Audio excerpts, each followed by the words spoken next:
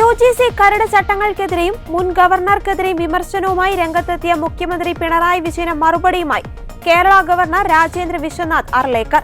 സംസ്ഥാനത്തെ ഉന്നത വിദ്യാഭ്യാസത്തിന്റെ കാര്യത്തിൽ ചുമതല ഗവർണർക്കാണെന്നും ഇതിൽ രണ്ടഭിപ്രായത്തിന്റെ കാര്യമില്ലെന്നും അർലേക്കർ പറഞ്ഞു. UGC had in fact already this clarified many times, and even our courts, judiciary has also clarified that the governor has to do all these things. There is nothing, no two ways or two opinions about that, because our constitution and everything has entrusted higher education in the hands of the governor in the state. So they are doing their job, and if there is some misunderstanding with somebody, that also can be clarified.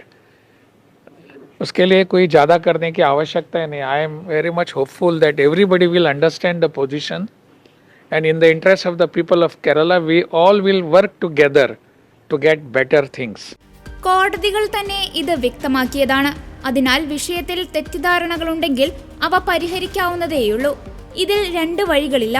കേരളത്തിലെ ജനങ്ങളുടെ നല്ലതിനു വേണ്ടി ഒന്നിച്ച് പ്രവർത്തിക്കും. സർക്കാരുമായി ഒന്നിച്ച് ഇക്കാര്യത്തിൽ പ്രവർത്തിക്കും. മുൻ ഗവർണർ അദ്ദേഹത്തിന്റെ ചുമതല ഭംഗിയാക്കി. കേരളത്തിലെ സർക്കാരും ജനങ്ങളും മികച്ചതാണെന്നും അർലേക്കർ പറഞ്ഞു.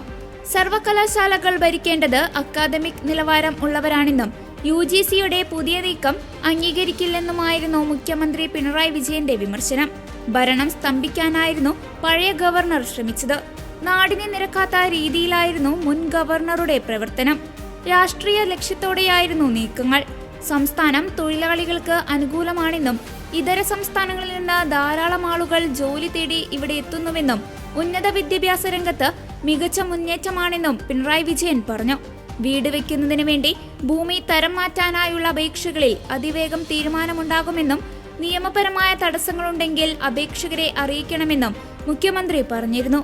വന്യമൃഗങ്ങൾ ജനജീവിതത്തിനും കർഷകർക്കും വ്യാപകമായി ആപത്ത് ഉണ്ടാക്കുന്നുണ്ട്.